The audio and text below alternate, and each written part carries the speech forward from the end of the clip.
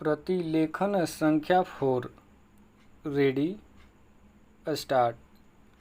महोदय, कोसी नदी, जिसे शोक और दुख का सूचक माना जाता है, इस वर्ष फिर अपने प्रकोप से महान हानि का कारण बनी।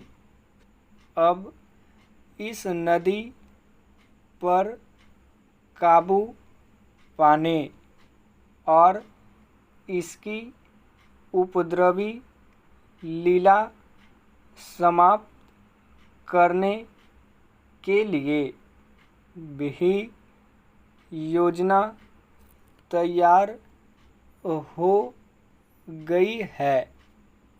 इस योजना की रूपरेखा तैयार हो चुकी है और निर्माण का काम हाथ में लिया जा चुका है।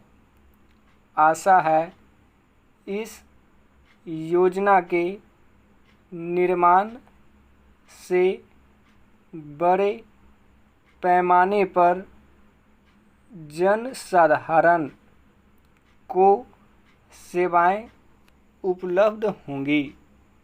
जब यह नया परीक्षण सफल होगा तो महान योजनाओं के निर्माण में और भारत की महान जनशक्ति के उपयोग के संबंध में हमारी जानकारी और अनुभव में महत्वपूर्ण वृद्धि होगी।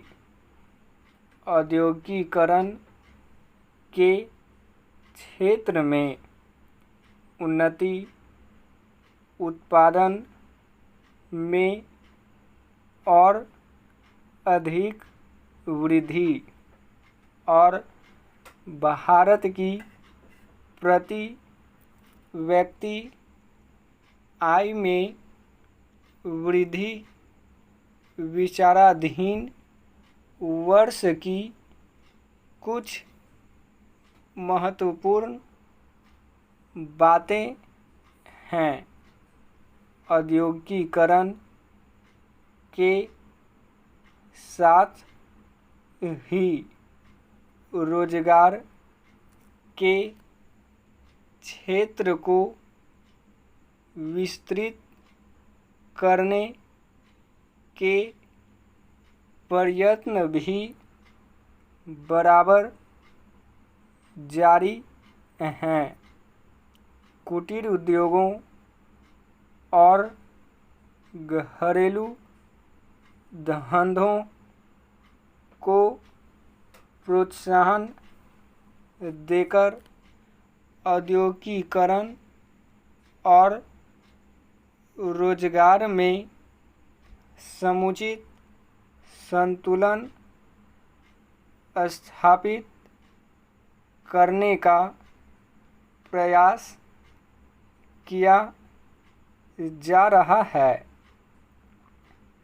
यह बात सभी स्वीकार करते हैं कि यदि भारत के जनसाधारण को उदासीनता और आहार मानने की भावना से मुक्त करना है तो बढ़ती हुई बेरोजगारी को दूर करने का उपाय करना होगा।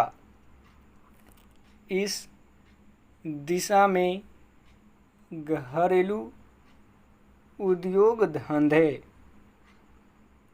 बहुत से लोगों को आंशिक या पूर्ण उपयोगी काम देकर इस समस्या का बहुत कुछ समाधान कर सकते हैं। इसलिए पंचवर्षीय योजनाओं में पुराने घरेलू उद्योगों को पुनर्जीवित करने और चालू कुटीर उद्योगों को प्रोत्साहन देने की व्यवस्था की जा रही है। विदेशी मामलों के क्षेत्र में हमारी सफलता और भी अधिक है। हमारी नीति, जिसे मैं सक्रिय और सुद्देश्य तटस्थता की नीति कहना चाहूँगा, वास्तविक व्यवहार में किसी भी देश अथवा यहाँ के लोगों को अपना शत्रु न समझने की नीति है।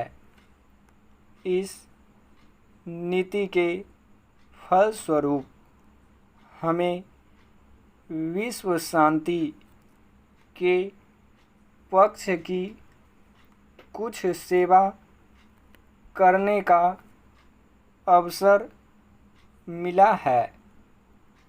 हम प्रसन्न और आभारी हैं कि संसार के राष्ट्रों में भारत का स्थान इतना ऊंचा है।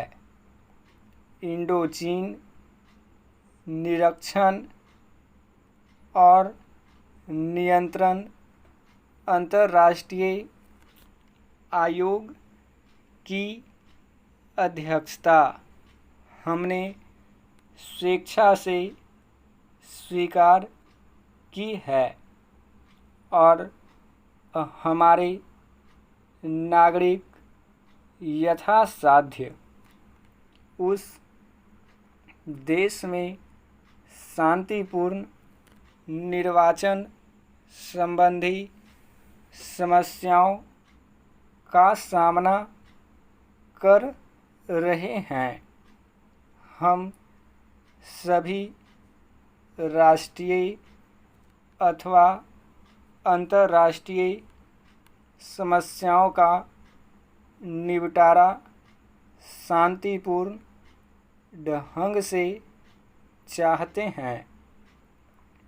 मुझे बहुत प्रसन्नता है कि भारत में फ्रांसीसी बस्तियों की समस्या शांति और सद्भावना के वातावरण में सुलझ सकी है। शांतिपूर्ण प्रणाली की सफलता का वह एक महत्वपूर्ण उदाहरण है। दुर्भाग्य से भारत में पुर्तगाली बस्तियों की ऐसी ही समस्या को सुलझाने की दिशा में प्रगति नहीं की जा सकी। मैं आशा करता हूँ कि पुर्तगाल इन बस्तियों में रहने वाले लोगों के स्वाधीनता के अधिकार को स्वीकार करेगा और फ्रांस और ब्रिटेन की सरकारों का अनुसरण करेगा। जैसे ही यह वर्ष समाप्त हो रहा है, हम अपने सबसे निकट के पड़ोसी पाकिस्तान के साथ अपने संबंधों में अपने सुखद परिवर्तन देखते हैं। पाकिस्तान के लिए हमारे हृदय में सदैव से पूर्ण सद्भावना और शुभकामनाएं हैं। स्टॉप।